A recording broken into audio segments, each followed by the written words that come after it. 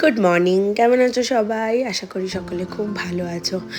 আজকে প্রচণ্ড সকালবেলা কুয়াশা ছিল, ডুগুকে নিয়ে যাচ্ছি স্কুলে। খুব খারাপ লাগে জানো, এই ঠান্ডার মধ্যে মেয়েটাকে নিয়ে স্কুলে যাওয়া। এত কুয়াশা, বেচারা সকাল সকাল ঘুম থেকে উঠে যায়, এত মায়া লাগে আমার, একদম ঘুম থেকে তুলতে ইচ্ছা করে না। আজ ডুগুকে দিয়ে আসার পথে এই এনার সাথে দেখা হলো। সেই মনে হচ্ছে যেন লুকোচুরি খেলছে, টুক করে উঠছে আবার ঢুকে যাচ্ছে, তারপর কোথা দিয়ে বেরোবে সেই গ্যারেন্টি কিন্তু কেউ দিতে পারে না। দেখো আমি যেমন এখন খুঁজে বেড়াচ্ছি যে কোথায় গেল, ওই দেখো টুক করে বেরিয়েছে। ফেরার পথে আজকে এত সুন্দর কতগুলো সরস্বতী মূর্তি দেখছি। সামনে তো সরস্বতী পুজো, আর আমাদের বাড়ির সামনে বাপিদা রয়েছে যে কিনা মাটির মূর্তি তৈরি করেন, আর হাতের কাজ অসাধারণ। তো মূর্তিগুলো প্রায় তৈরির দিকে। সত্যি মনে হচ্ছে যেন কুমারটুলিতে রয়েছি। কুমারটুলিতে দুর্গা পুজোর সময় বা যে কোনো পুজোর সময় গেলে ঠিক এরকম একটা ফিলিংস আসে।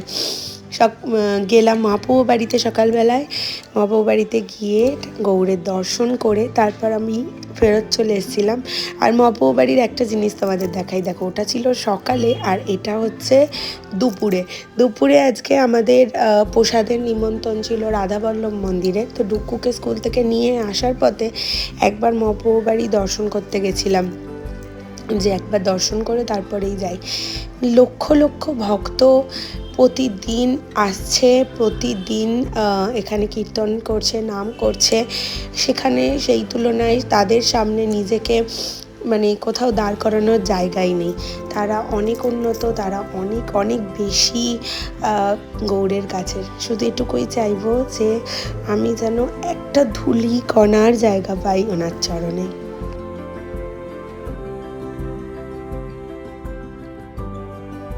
ফ্লিপকার্টে একটা অর্ডার দিয়েছিলাম, তো সেই পার্সেলটা আজকে চলে এসেছে। আর এটার মধ্যে ছিল হচ্ছে একটা ইডলি মেকার। এটা অ্যাকচুয়ালি ইডলি মেকার বলতে পারো, মোমো মেকার বলতে পারো, এভরিথিং। তো এটাকে বার করে নিই, কারণ পুরোপুরি দেখো এটা তো ইনস্টল করা নেই। তো এটাকে ইনস্টল করে নিয়ে তোমাদের দেখাচ্ছি, দাঁড়াও। তো ইনস্টল করে নিয়েছি এটাকে আমি। দেখো এটার দুদিকে হ্যান্ডেল লাগানো হয়েছে, আর এটার ওপরে যে ব্ল্যাক বাটনটা দেখছো ওটাও লাগিয়েছি, আর এই সিটিটাও লাগিয়েছি। তো টোটালি 4টে জিনিস আমাকে লাগাতে হয়েছে। আর এটা এত টাইট, এটাকে রীতিমতো 2 হাত দিয়ে খুলতে হচ্ছে। তো আদারওয়াইজ এটা কিন্তু খোলা যাচ্ছে না, এটা কিন্তু ভালো রকম টাইট ছিল। তো ভালো একদিকে, কারণ তুমি কিছু রান্না করলে এটা খুব ভালো মতো স্টিম হবে আর কি। তো যাই হোক, খুলে ফেলার পরে এই যে এক্সট্রা একটা হাতল দিয়ে রেখেছে, এইটা দিয়েছে। এই গরমটা যখন তোলা যায় না, তো এটাকে জাস্ট ঠিক কানেক্ট করে এইভাবে তুমি তুলে ফেলতে পারবে। আমার তো ভীষণ ভালো লাগলো। এটার মধ্যে যখন কিছু বানাবো তোমাদেরকে তো অবশ্যই দেখাবো।